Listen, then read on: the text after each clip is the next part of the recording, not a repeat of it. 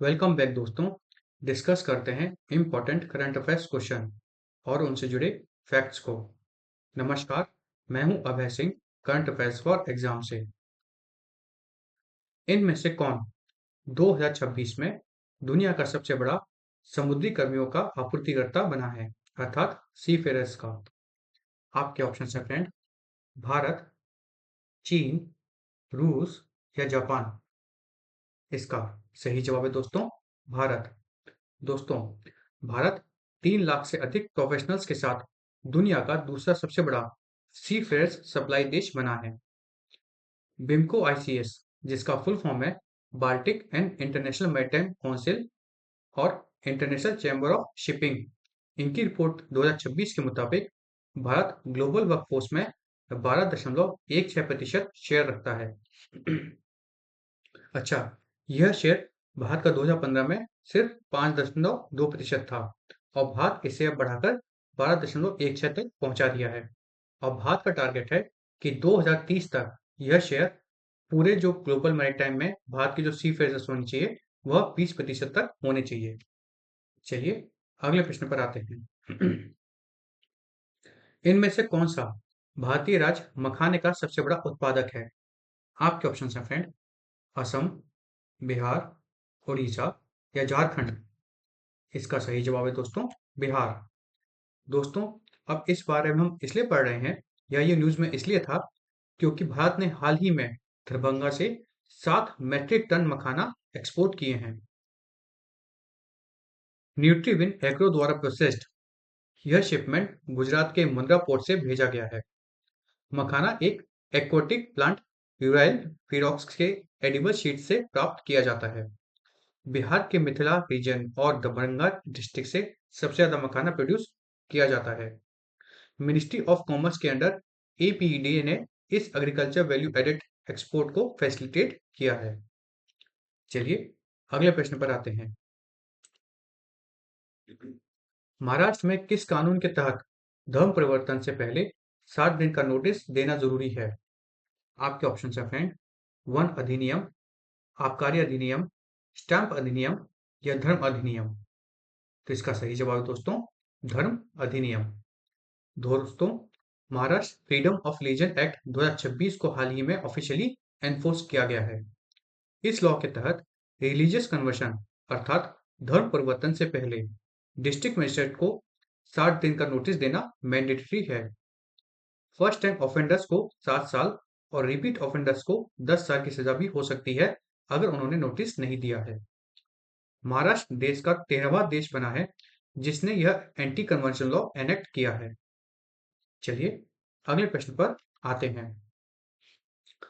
1 अगस्त 2026 को किस राज्य को सबसे ज्यादा अतिरिक्त टैक्स डिवोल्यूशन मिला है? आपके ऑप्शन हैं फ्रेंड, बिहार, महाराष्ट्र, उत्तर प्रदेश या राजस्थान। इसका सही जवाब है दोस्तों, उत्तर प्रदेश। दोस्तों, यूनियन गवर्नमेंट ने हाल ही में 1 अगस्त 2026 को स्टेट को 1 करोड़ 9 लाख 1 लाख 9 हजार करोड़ एडिशनल टैक्स डिवॉल्व किया है। कैपिटल एक्सपेंडिचर को सपोर्ट करने के लिए यह इंस्टॉलमेंट 10 अगस्त से पहले आई है। फ्रेंड्स, फाइनेंस कमीशन फ्रेमवर्क के तहत स्टेट्स को नेट टैक्स प्रोसीड्स का 41% मिलता है। इसमें से भी उत्तर प्रदेश को हाईएस्ट 19,208 करोड़ और बिहार को सेकंड हाईएस्ट 10,845 करोड़ मिले हैं। चलिए अगले प्रश्न पर आते हैं। बिहार के नए दही प्रोसेसिंग प्लांट से कौन सा सहकारी ब्रांड जुड़ा है? आपके ऑप्शन हैं फ्रेंड, सुधा, वेरका, नंदिनी या सरस। तो इसका सही जवाब है दोस्तों, सुधा। अब इस बारे में हम इसलिए पढ़ रहे हैं दोस्तों क्योंकि हाल ही में नालंदा के बिहार शरीफ डेयरी प्रोजेक्ट में 20 एमटीपीडी कर्ड लस्सी प्रोसेसिंग प्लांट शुरू हुआ है। चीफ मिनिस्टर सम्राट चौधरी ने कोऑपरेटिव डेयरी इंफ्रास्ट्रक्चर को बदलने के लिए यह शिलान्यास किया है और बढ़ाने के लिए भी किया है। यह नया कोऑपरेटिव प्लांट को को मैफेड अर्थात Bihar state milk cooperative federation limited के फ्लैगशिप सुधा ब्रांड के अंदर लिंक्ड है। सहकार से समृद्धि फ्रेमवर्क के तहत यह कोऑपरेटिव नेटवर्क फार्मर इनकम्स को बढ़ाएगा। चलिए अगले प्रश्न पर आते हैं। इनमें से कौन सी कंपनी मैग्मा जनरल इंश्योरेंस की प्रमोटर बनेगी? आपके ऑप्शन हैं फ्रेंड, डाबर, पतंजलि, इमामी या मारिको। इसका सही जवाब है दोस्तों पतंजलि। दोस्तों IRDAI अर्थात insurance regulatory and development authority of India ने 4,500 करोड़ की मैग्मा जनरल इंश्योरेंस एक्विजिशन को ऑफिशियली अप्रूवल दे दिया है।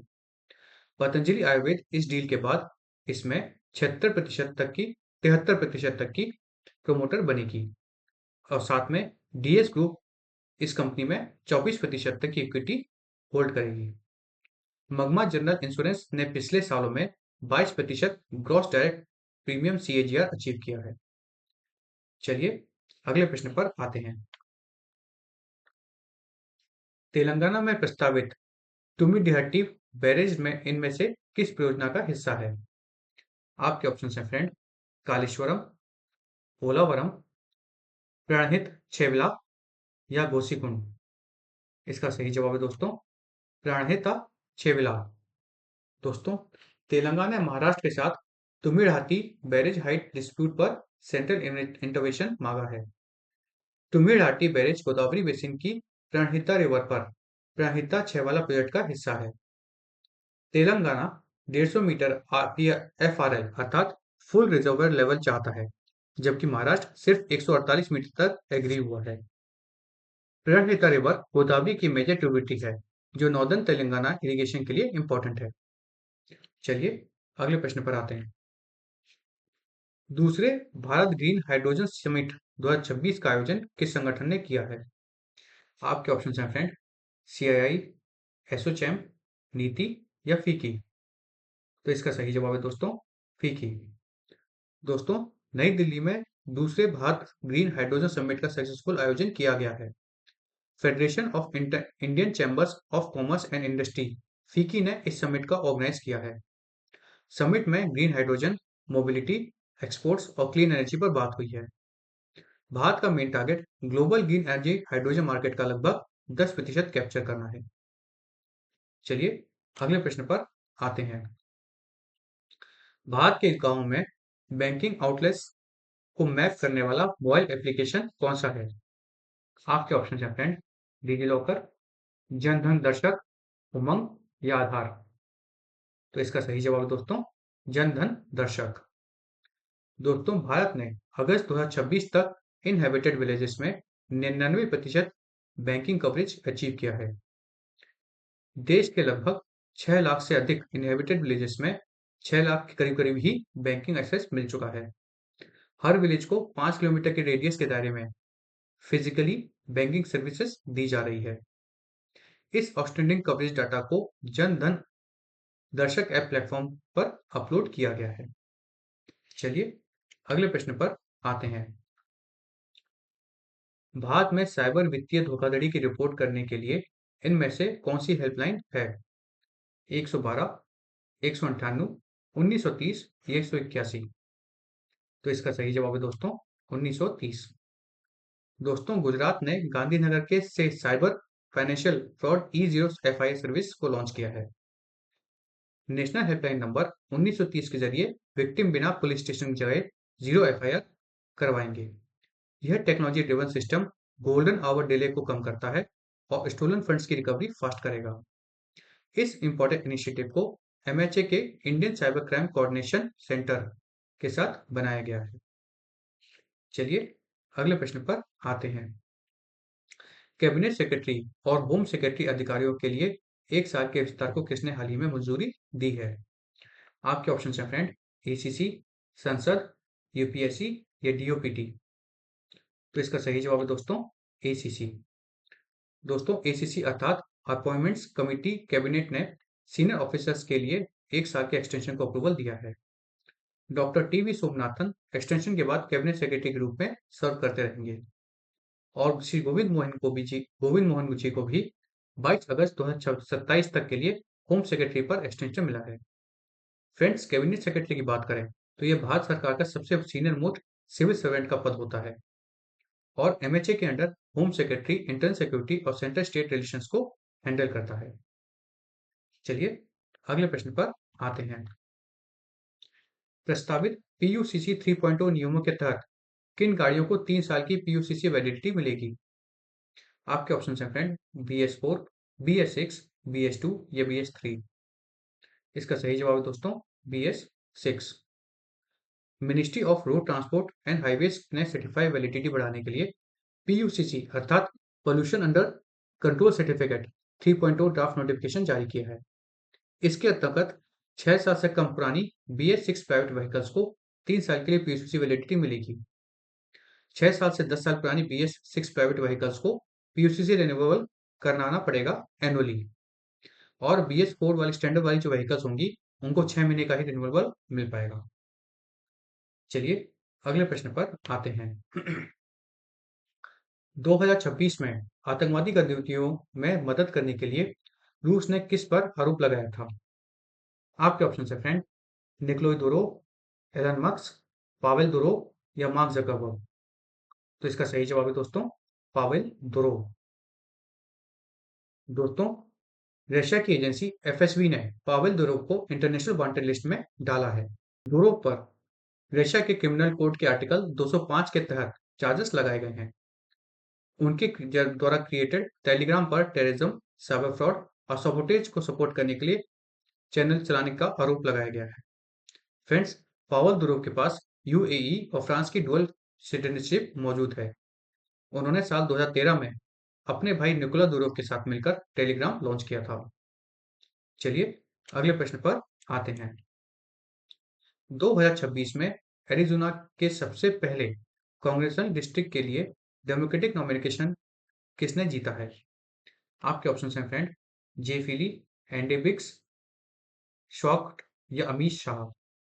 तो इसका सही जवाब है दोस्तों अमीश शाह।